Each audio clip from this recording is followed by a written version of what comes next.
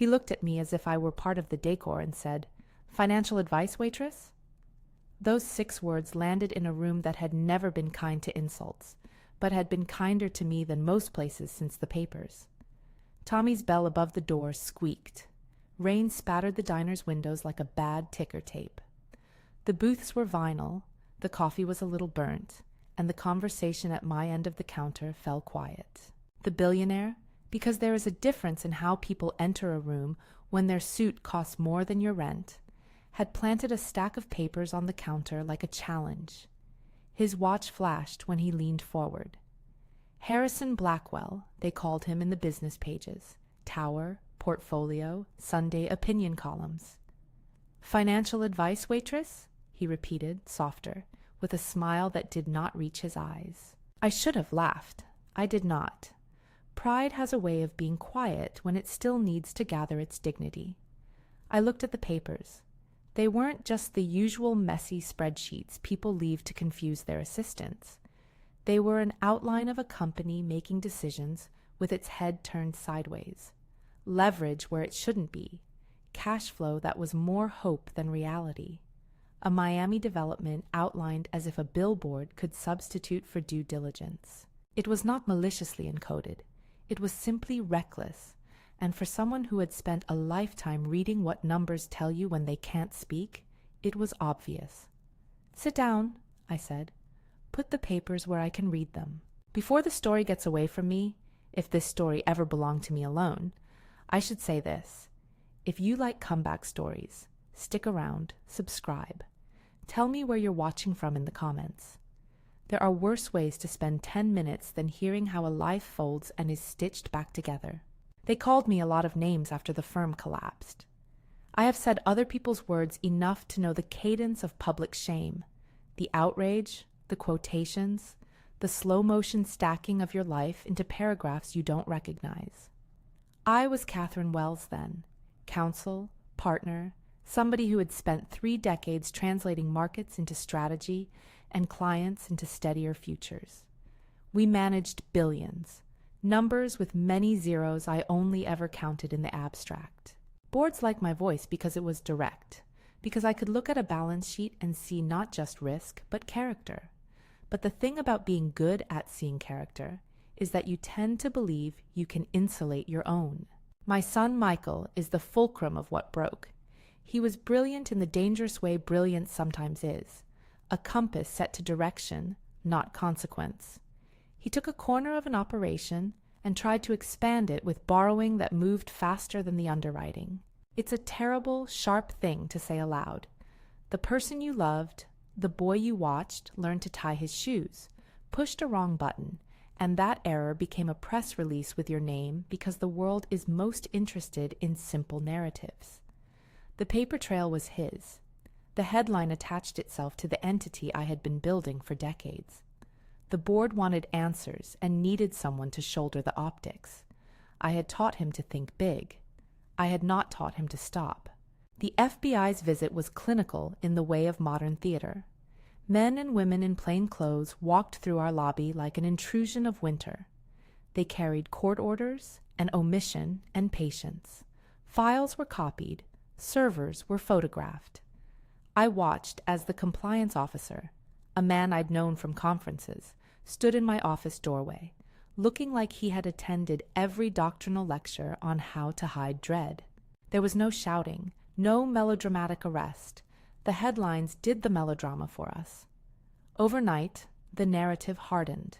The firm had been a house with termites. It did not matter that I hadn't signed every memo, or that my hands were not the ones that moved certain funds. The public adores a villain with a neat face. I left the firm because fighting meant 2 things: time and money, neither of which we had in sufficient supply. I resigned before a settlement could make the scene more complicated. My license, yes, the Series 66 and the small LLC I kept for consulting, remained on paper. Credentials do not erase headlines, and an active license is not a shield against the court of public opinion. People assume loss follows the failure of a company like gravity. It does, but gravity is patient. Reputations fall faster. So I became a waitress. There is a kind of humility that is not penitential, but practical. One resumes life by cashing checks that are immediate.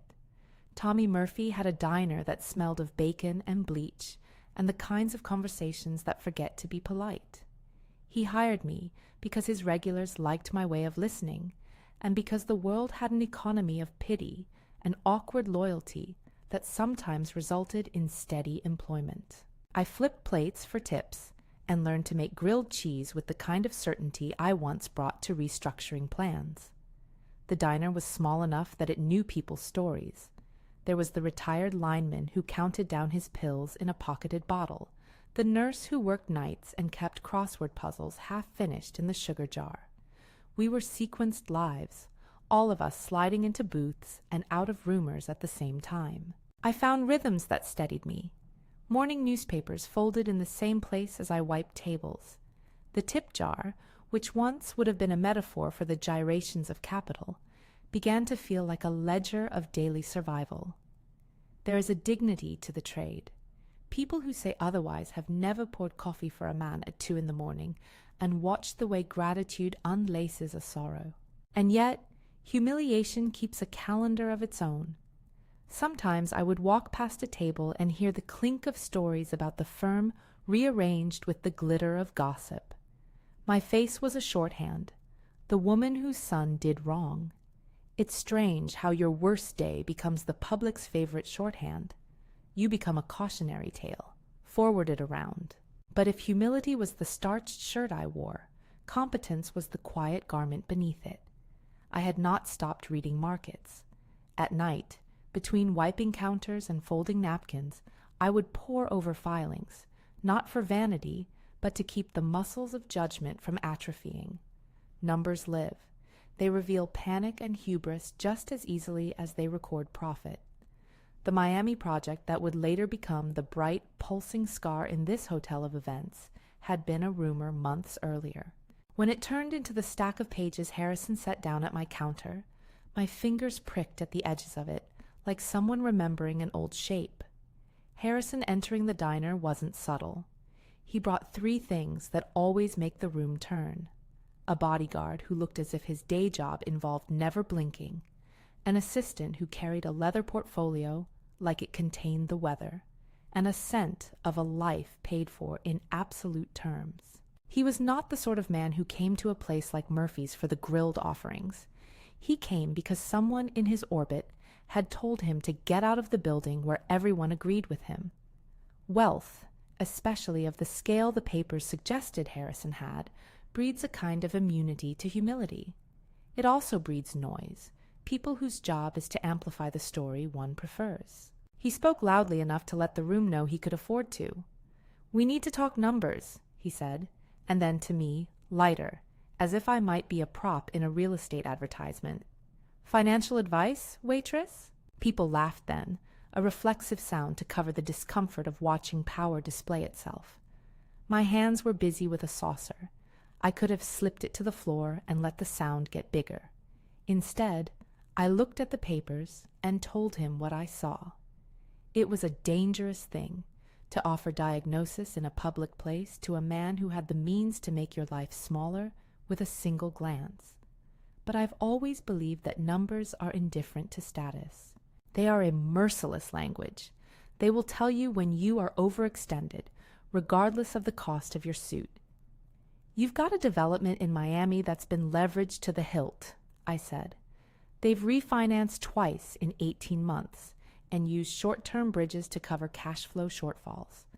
If the market hiccups, they'll be forced to sell at the worst possible time." Harrison's smile thinned. "And you know this. How? Do you handle portfolios now?" "Not here," I said.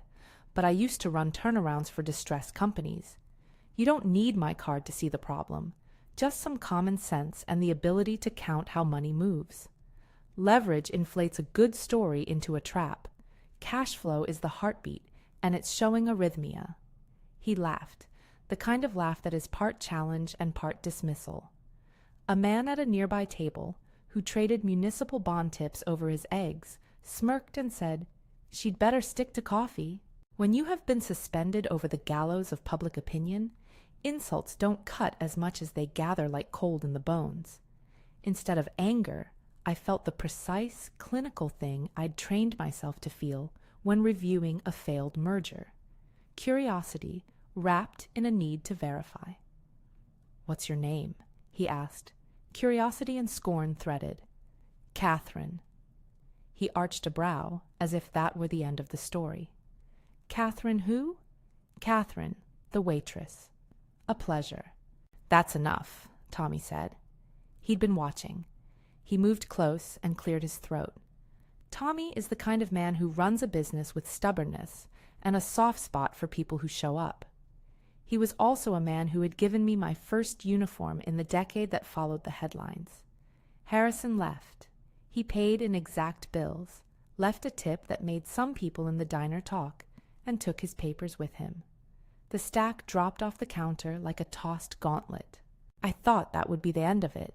People like him seldom return to the scene of their small humiliations unless they have already found an outlet for the discomfort. He returned the next morning. I was wiping down the same counter when the bell above the door sounded. He walked in without a bodyguard this time, which made him look oddly unarmored. His assistant trailed discreetly behind, clutching a smaller portfolio, and his eyes had an edge to them I hadn't seen the day before.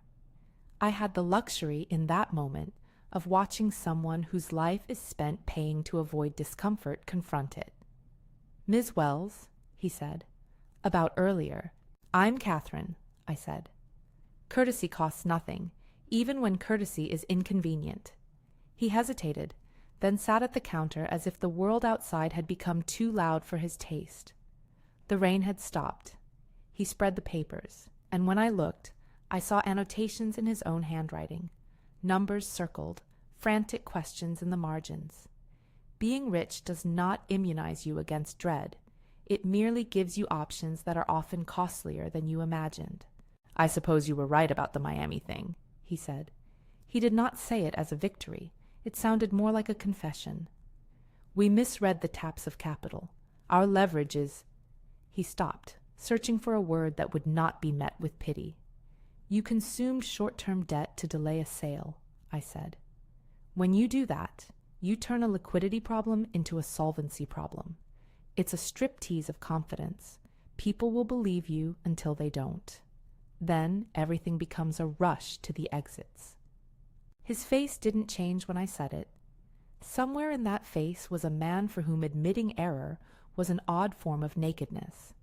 He was used to instructing outcomes, not being instructed, but his voice had a new, quiet thing to it. "Can you help us?" I suppose there is a dignity even in a billionaire asking for help. The arrogance is in thinking you can buy away the consequence. The humility is in realizing you cannot. I did not say yes immediately. I had learned to bargain with more than cash. Integrity and access are often more valuable than any fee. We worked through terms in a small orbit of quiet negotiation, which is itself a kind of corporate dance. He wanted reassurances. I wanted access to the books and the power to recommend actions that would not be grand gestures, but the usual unromantic work of writing a balance sheet. Sell the overexposed assets before you are forced to sell them under duress. Stop pouring more debt into a bad project. Find steady cash-generating pieces of the portfolio and let them support operations. The board would be a problem, I warned. Boards like to be right in front of cameras. They like process. They also, sometimes, have people like Marcus Webb who profit from disorder. "How much?" he asked at one point, folding his hands like someone negotiating climate with fate. "I don't work for pity," I said. "You need someone who will tell you the parts you don't want to hear. I want the authority to review all contracts, to speak to your CFO without a translator, and to propose changes straight to the board. I'll take a flat fee for the engagement and a small equity component if the restructuring requires it. And I want the right to hire a small forensic team should anything in the books look like more than incompetence." His assistant, James, scribbled notes. James was the kind of man who took orders and then wondered how those orders would make him sleep at night. Harrison nodded slowly. And your background? I told him. I told him I had run turnarounds and that I had an active Series 66. I did not mince the part about my son. I did not dramatize it into something it was not. I told him the truth plainly.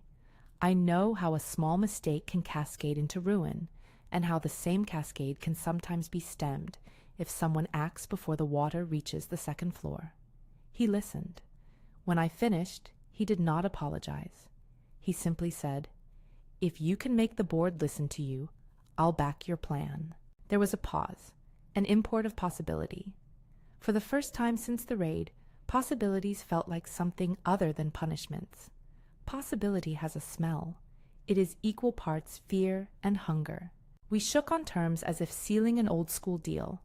I would be brought in as an independent consultant with designated access and the ability to propose operational changes. He agreed to cover the cost of the forensic accounting and authorized me to bring in one associate. He insisted on discretion. I insisted on the right to be candid. We each wanted control in the areas that mattered to us. I went home that night and slept in a bed that still recognized the bones of someone who had lost more than money. My dreams were not restful. I dreamed in spreadsheets. The rows and columns of an old life flickered like sequins in the dark. The reality of stepping back into a skyscraper was at once intoxicating and terrifying. Age sits in your bones like a ledger, claims and credits, and there was a ledger to reconcile. The first day they escorted me up to the tower, the elevator was like a promise. Murals of glass swallowed the city. Below, the diner looked like a small stage set. I brought my own mug because excuses to carry the comfort of home are few and necessary. The 42nd floor smelled of citrus cleaners and ambition. Men and women moved with an economy I remembered and missed in equal measures. I met with the CFO. He was a man who had the look of someone who had survived on optimism and spreadsheets. He had been the same man I had once sat across from in better lighting. Numbers were laid out on a table like a map. The Miami project figures were worse in person. There were hidden add-ons and side agreements, contingent guarantees tucked like small splinters. The long-term debt had a balloon payment in an 18-month window that, if triggered, would force asset sales in a down market. Why didn't anyone see this? I asked the room that had once been my world. They said the things people say when they want to escape blame. We relied on external appraisals. This was market behavior. The assumptions were conservative. Translation: everyone looked where they wanted to look. It is easier to believe in trends than to question the people who sell you the trend. I began the triage the only way I know, by cataloging cash flow. Cash flow is the simplest question. Is money coming in faster than it's going out? If not, you create liquidity, bridge lines, temporary sales, renegotiated terms. If you do not attend to cash flow, leverage will bleed you dry. Leverage is borrowing to enhance returns.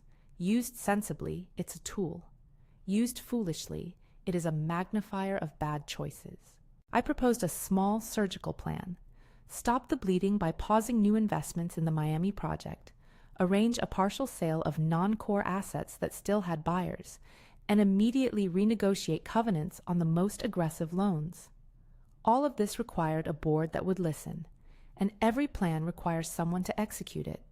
People who will make the unromantic calls, sign the letters, and sit through the humiliation of asking for concessions. That evening, I found myself walking back past the diner. The city had been muffled by fog. I carried my mug, the comfort of home, and the hurt of a reputation that looked a little lighter in my hands. Harrison sent an email noting his support publicly enough to be comforting, but quietly enough to avoid inflaming the board. It was the kind of backing a man with towers can give, a small, steady pressure that rearranges how people sleep at night. But boards are creatures of habit and pride. Marcus Webb, chairman, opportunist, voice for the old guard, was already whispering about the optics of bringing in an outsider. Webb is the name people mouthed later in the story as if it belonged to a caricature, smiling too easily, a handshake like a transaction. Not every antagonist in life is cartoonish.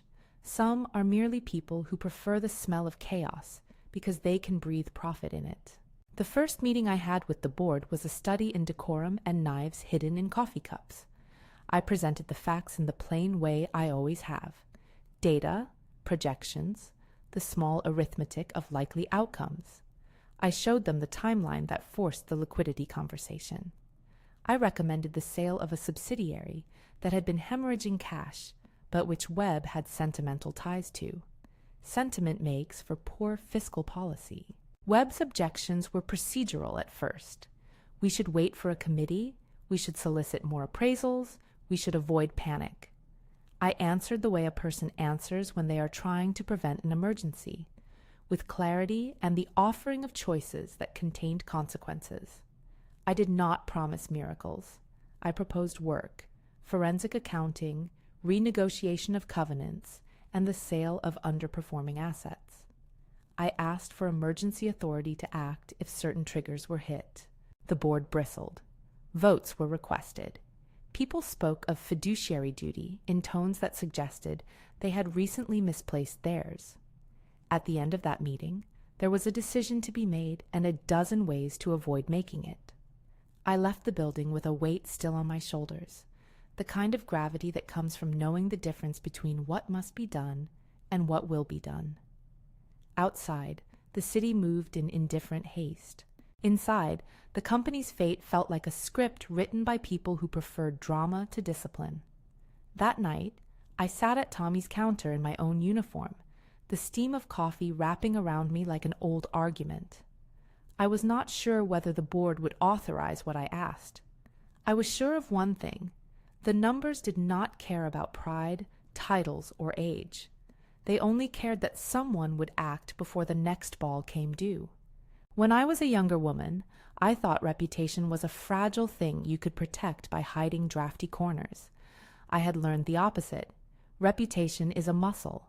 It gets stronger the more you use it, and it can be rebuilt by doing the work again and again, even when the applause is thin or missing entirely. I had the muscle still. I also had reasons that went deeper than a desire to prove people wrong. I had a son to reckon with, a ledger of loss that had to be balanced with meaning. I wanted, not out of vengeance but out of necessity, to make sure that other people did not pay for the mistakes of the few. I went to bed that night, aware that the real test hadn't started. Getting in was one thing. Steering the ship in a storm is another. I had one advantage. People underestimated what an older woman whose hands had known both boardroom oak and diner steel could do. They forgot that resilience is often calibrated in small daily tasks, and that the dignity of returning to work is its own recompense. The next morning, James, Harrison's assistant, called and told me to be ready to review the Miami portfolio at 9. My mug was still in the sink. I buttoned the same coat I had worn the day before, a statement of continuity. I walked past the diner as the city was waking, and the neon sign of Tommy's flickered in the morning light like an afterimage. The elevator took me up again, and the city unfolded beneath me in the kind of geometry that makes you dizzy until you focus on the work in front of you. When we opened the folder, the Miami numbers glared at me like a thing that had been abandoned and left to get dangerous. There were side letters, agreements that had been made in the margins, guarantees that would trigger contagion if not contained. The leverage had been layered with optimism, and optimism had a way of disguising a deadline as an ambition. "This is worse than my first pass," I said. No one laughed. Harrison folded his hands and watched. He had come to the meeting not as a caricature of wealth, but as a man who had finally met a consequence that his fortune could not uninvent. He had once mocked me in a diner. Now he sat with the papers and watched the woman he had mocked parse them as if they were a language only she could translate. There is an odd justice to that. We closed the folder. The work, real and unornamented, had begun. Outside, the city continued, unseeing, while inside that tower, a woman who had once been a headline prepared to do the slow, sharp work of rebuilding something that might, if we were careful, be steadier than it had been before. I stepped into the corridor and felt the present tightening around the past. The first votes had yet to be cast. Marcus Webb had not yet made his move. The papers on the table had not yet been presented where they would do the most good. The forensic team I had requested had not yet begun to untangle the snarl. There was a sense of being on a hinge between humiliation and vindication, and every hinge is a place where the sound of a falling thing can drown the hum of progress. When you have been pushed into a smaller life, even one you've chosen for practical reasons, you learn to see leverage in human relationships as well as balance sheets. Who can open doors? Who will listen? Who will shield or cut? Harrison could open doors. Webb preferred to keep them shut, or to barge through them with the force of his own ambitions. I walked back to the window, looked down at the tiny patchwork of streets, and thought of the diner, the lineman's crossword, and the way coffee tastes better when you've earned the right to cup it quietly. Then I turned to the folder again. That night, someone would sleep worried. It might be Webb, it might be Harrison, it might be me. But worry is not the same as defeat. Worry can be a map. The board would meet in a week. I had 7 days to shore up arguments, to gather votes, to present a plan that would not be sentimental but surgical. I had to make sure the votes were there, and that meant understanding not just the numbers, but the motivations of people whose incentives were misaligned with the company's long-term survival. Politics, as it turns out, is often the fellow traveler of finance. As I walked back toward the elevator, my phone buzzed. It was a photograph sent by someone who thought it funny. The day's paper, a headline that would have been cruel if not for the timing. I opened it and read the line that had once hung over my life like a faded bunting. The letters looked small and less terrifying from up here, as if distance had reshaped them into mere ink. There was work to be done. There was the taste of coffee lingering at the back of my mouth, and the tightness of a city that seemed to be holding its breath. The next move would not be made in a diner or in a newspaper column. It would be made in rooms where votes happen and signatures count. It would be made by someone's willingness to stop the flow of bad money into bad decisions. And so I prepared, as I always have, by cataloging the facts, naming the risks, and making a plan that began with stopping the hemorrhage and ended with building a steadier foundation. The irony sat like a warmth in my chest. The woman a billionaire had mocked was the one holding the map to the cliff edge he'd almost walked off. I had been humiliated in public. The humiliation had not broken me. It had taught me a kind of precision. I returned to Tommy's that evening feeling like a person carrying 2 lives at once. One walked in glass towers and spreadsheets, the other in vinyl booths and coffee steam. Both lives had value. Both would be necessary. The week ahead would test alliances and expose motives. It would reveal whether the company had been merely careless or whether there was a more sinister design, an old patient pattern that profited from disorder. I suspected there were people who preferred the latter. I suspected, too, that the work of a comeback isn't a single dramatic moment, but a string of small, unglamorous ones stitched together by patience and grit. The bell over Tommy's door chimed.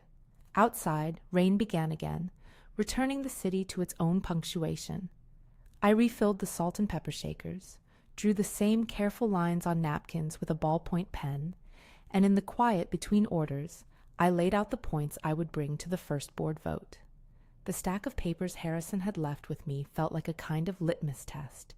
It would tell who cared more about appearances and who cared more about survival. I placed the napkins on the counter, smiled at the lineman, and when the door opened, I glanced up to see a delivery man covered in weather, someone who had nothing to do with towers or headlines, but everything to do with life going on.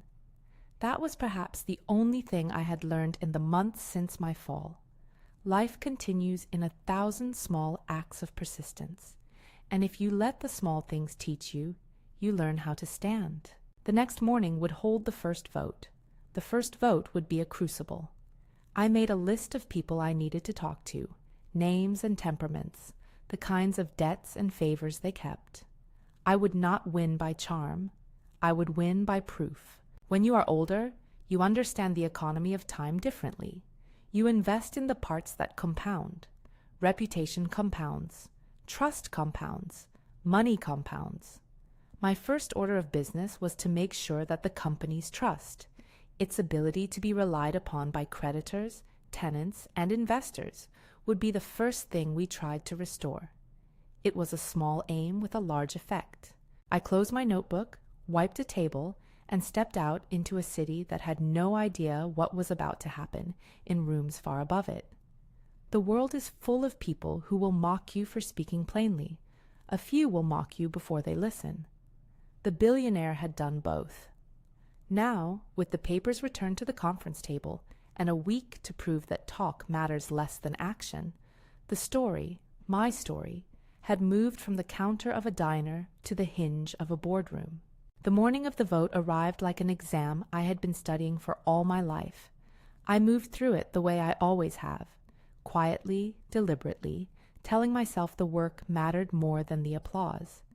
Harrison had quietly leaned in with a letter of support. James had arranged meetings with a handful of directors I had learned to read like balance sheets, who were habitual with their loyalties, who were susceptible to data, who were susceptible to fear. I had one last thing to do before the board convened. Make sure the story the room told itself matched the reality in the files. Boardrooms have a peculiar choreography. People sit where habit says they should sit. They bring people with them, advisors, counsel, accountants, like little fortresses.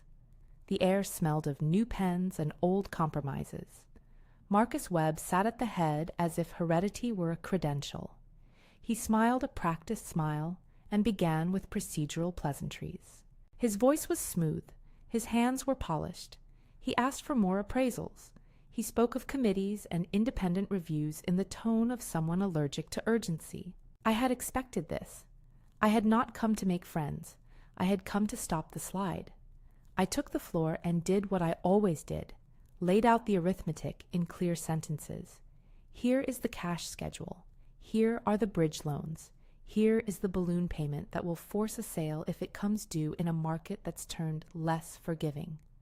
I showed them the side letters, the guarantees tucked into margins that had the capacity to turn a misstep into contagion. I explained simply that leverage is a tool that expands good returns and bad mistakes alike. I asked for the authority to execute a series of measures that were unromantic. Pause the Miami allocations, market non-core assets discreetly, renegotiate covenants. I proposed triggers, objective points at which we would move without inviting the theater of delay. Webb stood when it was his turn and spoke about governance. He suggested a task force. He asked for more time. He smiled in that way, which has a cost-benefit sheet attached to every kind word. At one point, he glanced at Harrison the way a fox measures a gardener, evaluating terrain he intends to work for profit. There, in the corners of his sentences, I could hear the outline of the thing I feared most. Not incompetence, but design. Between votes, there were whispers. Some directors wanted to avoid panic. Others wanted to avoid responsibility. Votes were called. Proxies were read. The room rotated through that slow, bureaucratic music I had been trying to disrupt. I could feel the hinge of the moment. If the board delayed, the market would not wait. If the market moved first, asset prices would converge on the worst possible outcome. And then 2 men entered the room who do not participate in corporate theater by accident. Agent Martinez and Agent Foster. They did not burst in with brass bands. They sat in the back, quiet, the way people who have read more legal papers than human drama tend to be. They had the look of people carrying a long patience. Agent Martinez handed the chairman an envelope and asked, in a voice that treated the boardroom like a courtroom, calm, firm, if they could hold a moment. "I realize the timing is inconvenient," Martinez said, "but there are matters of federal concern that bear on this company's recent decisions and its past history. I did not know whether to feel vindicated or foolish. Vindication is a strange currency. You spend it and realize it was never tendered in denominations you can easily carry. I only knew that the evidence the agents described, emails, wire transfers, a series of side deals, matched an outline I had feared. They spoke of a pattern, parties who benefit when assets are destabilized, and who, through a network of intermediaries, position themselves as buyers at fire sale prices. Agent Foster's voice was quiet but precise.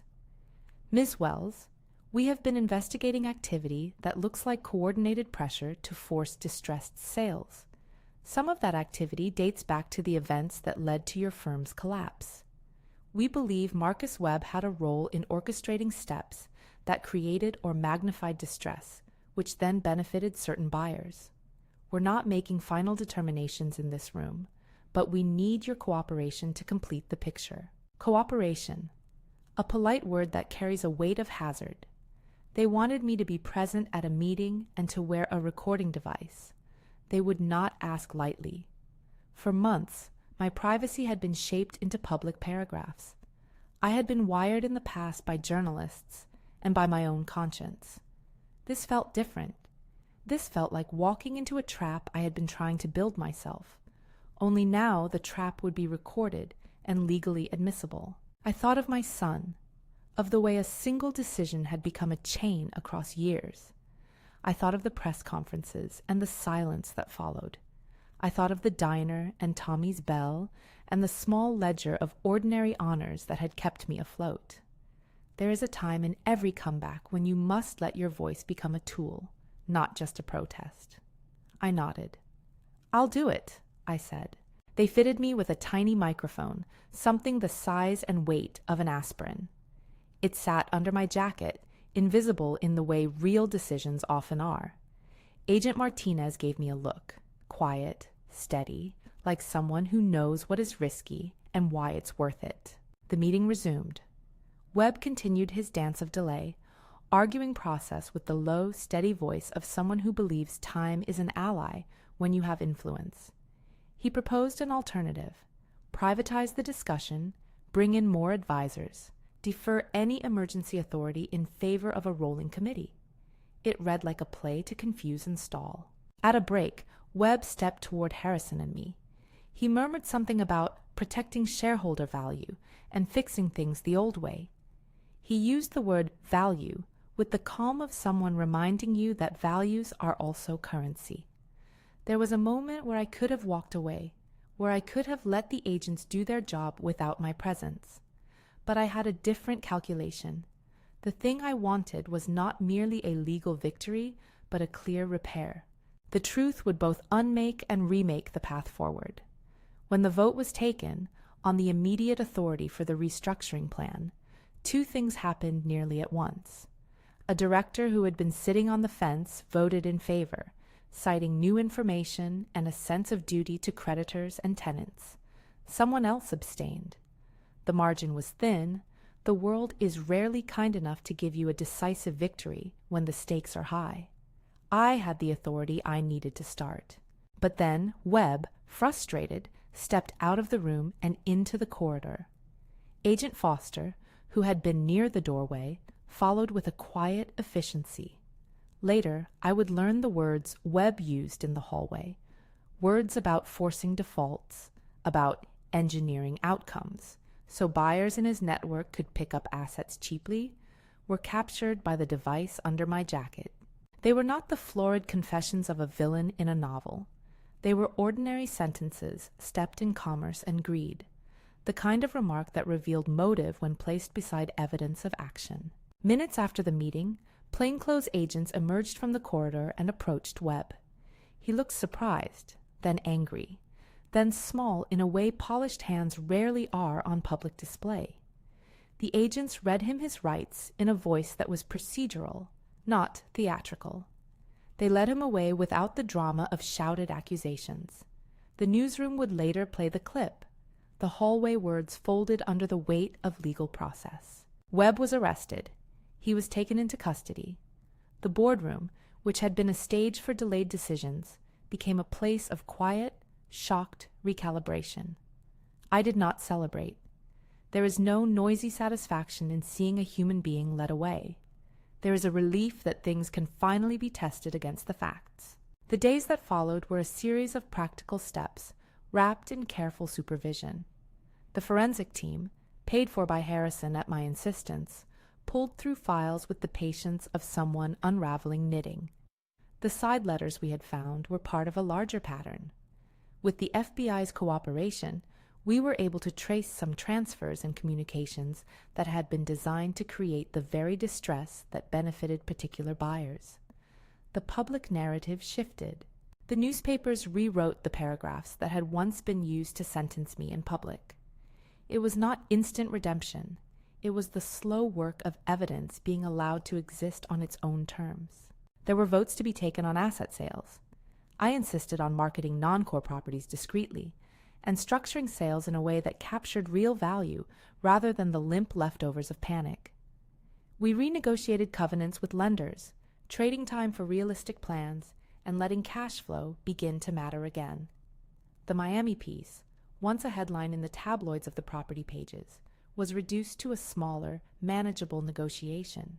We sold a tranche of non-core holdings to institutional buyers who were capable and patient.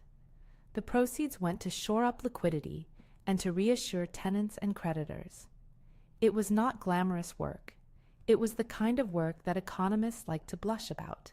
Numbers traded for months of breathing room. Harrison, not the caricature of the billionaire I had once imagined, but a man whose resources allowed him to back a plan patiently, did what he had promised. He used the leverage of his reputation to quiet those who might panic, to reinforce confidence that the company would not be left to fragment. We used his capital, too, to back the forensic work and to negotiate with lenders in ways that stalled selling into weakness. Those interventions cost him more than money. They required him to stand for continuity when his initial instinct, like many people who have suffered private losses, had been to swing for grand gestures. At one point, after a long day in the office, he asked to speak with me in private. We sat in a small conference room that smelled faintly of lemon. He'd been steadier through the crisis than he'd been in the diner. The man who arrived without his guard had learned how to be present without the armor. He told me, quietly, about the loss that had altered his risk calculus, not in detail, but enough to explain why he had chased projects with the ferocity of a man trying to fill a silence. "I didn't know how to stop," he said. "When something is broken, I do something to fix it. Sometimes that means building bigger. Sometimes that means buying projects, so there is less cramped space for emptiness." I told him about Michael. I told him about learning that the person you have loved into competence can make a mistake that becomes a public equation with your name in it. "Grief is a math problem," I said. "It complicates every other sum." He listened like a man learning a lesson in arithmetic that had nothing to do with numbers. There was no dramatic catharsis, just two people who had been bruised by risk and loss recognizing kinship. That recognition mattered in the rooms where decisions were being made. It made his voice steadier in calls with lenders. It made him more willing to be patient with process. The company's path back was not a single staircase, but a long series of small steps. Employees returned to their desks with an easier stride. Tenants, once nervous, saw an operating plan that made payments more predictable. Creditors rearranged schedules in exchange for transparency. Victims of the prior turmoil, investors and employees who had lost, began to receive settlements negotiated through counsel. I do not mean to imply every loss was healed. Wounds have a way of leaving marks. But restitution was part of the work, making sure those who had borne the cost of disorder were not forgotten in the rush to rebuild. The press covered Webb's arrest and the subsequent legal filings. The public, which had once enjoyed a simple villain narrative with me squarely in the frame, now read a longer, messier truth. I did not chase headlines. Redemption is not a public performance. It is the quiet recalibration of where you invest your energy. People began to call me again, not because I had the right headline, but because the work I was doing had results. I was offered advisory roles, approached by clients with problems that required the kind of patience and experience I had honed. I did not reopen an office for ego. I set up a small practice that would allow me to consult, to teach a younger cadre how to read risk the way I read coffee rings and balance sheets. Tommy's Diner remained the place where I kept my feet. I stopped in often, not out of ceremony, but because there is a kind of moral maintenance a person needs when they have walked two very different streets. People would sometimes ask, half joking, if I would quit going to the diner now that I had a corporate life again. I would smile. There are worse offices, I'd say. The place had been my quiet training ground, persistence served with toast. The last formal vote on the restructuring package came after the preliminary measures had steadied cash flow, and the forensic work had made the board's choices clearer. The passage was not tidal, it was incremental. The Miami exposure was pared down. Covenants were adjusted. Some executives were replaced. New governance measures were implemented, better checks, more transparent reporting, and a modest but meaningful adjustment to how conflicts of interest were disclosed. We made the corporate structures less hospitable to the kind of opportunism that had once profited from disorder. In the weeks after, Webb remained in custody while the investigation progressed. Charges were filed, legal proceedings followed their own calendars. I would not pretend that legal closure was instant or absolute. The courts have a rhythm that is not easily rushed. Some questions remained indefinito in the sense that full legal reckoning takes time. But the immediate threat to the company's survival had been arrested, both figuratively and literally. People asked me what it felt like to be vindicated. It is an awkward question. Vindication is not a party. It's a return to a kind of normal where the work you do is judged on its merits rather than its scandal. It is emails from people you once mentored, saying they found their footing again. It is being able to stand in a room and offer a plan without the weight of a headline pressing on your shoulders. It is walking into Tommy's and watching the lineman fold his crossword with the same hand he always used. There is a dignity in being permitted again to be useful. I took a small equity stake in the restructured company, not out of hunger for profit, but because I wanted alignment. If you ask me now whether this was about revenge, I will tell you no. Revenge is a noisy thing. This was about making sure the machinery of markets didn't grind down ordinary people for private gain. It was about restoring fiduciary sanity. It was about making sure a family's mistake did not become everyone else's burden. Harrison and I did not become conspirators in some chest-beating tale of mutual glory. He paid to help me get a forensic accounting team. He used his voice to steady markets when panic threatened. He also learned, through this, that spending cannot displace sorrow. He learned, as I did, that rebuilding is slow work, and that the real satisfaction comes from effectiveness rather than spectacle. We shared a quiet understanding. Wealth gives you tools. It does not give you answers. The city began to notice that the tower's tenants were calmer. The press wrote profiles that mentioned my name in a new paragraph, less shrill, more measured. The people who had once mocked me in coffee shops and comment threads now encountered the same woman who had been wearing two lives at once for months, one in vinyl, one in glass. They watched me step into both with an ease that surprised them, perhaps because too few people expect an older woman to keep learning. My son Michael reached out, not at first. There were awkward letters, then calls. We talked, haltingly, about what had happened and why. He apologized. I forgave him in pieces, in sessions, in long walks where we tried to reconstruct truth from memory and regret. Forgiveness was not a clean line. It was a series of decisions. To listen, to set boundaries, to ensure that restitution did not become a blank check for future mistakes. He worked to make amends. That work, his and mine, will continue. Rebuilding a relationship is not entirely unlike restructuring a company. It takes transparency, accountability, and small acts of consistent repair. When the dust settled into a more livable arrangement, I sat at Tommy's and thought about the man who had once said, "Financial advice, waitress?" It is a phrase that slips in and out of conversations when people want to mark a before and after. For a long time, it could have been the chapter end of a life. Instead, it became a hinge. If you ask me what changed the story, I will tell you. Competence, persistence, and refusal to be dwarfed by narrative. Competence, because the work required knowledge and a willingness to do what was necessary, rather than what looked good. Persistence, because recovery is a series of small acts. Refusal to be dwarfed, because when the wealthy mock you, the power of that mock depends on your willingness to accept it. Refuse, and the mock loses its engine. There are things I do differently now. I keep my mug with me at the office as if to remember that the world is made of small comforts. I teach younger colleagues to read covenants as if they were small novels. Each clause tells a plot. I visit Tommy's and take the counter seat on slow afternoons.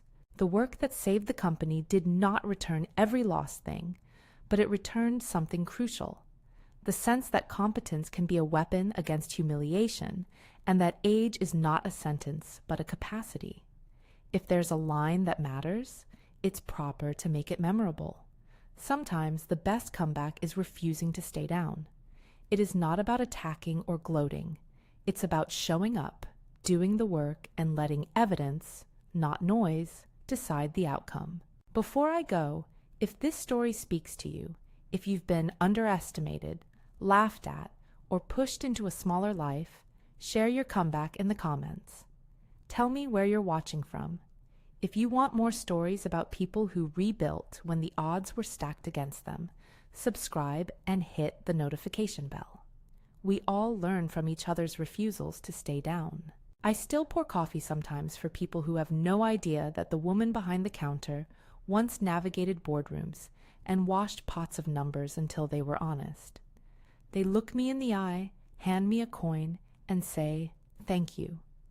That thank you is a kind of ledger that balances more than money. It tells me that work matters when it is done without spectacle, that dignity can be habitual, and that a life can be stitched back into shape with steady, patient stitches.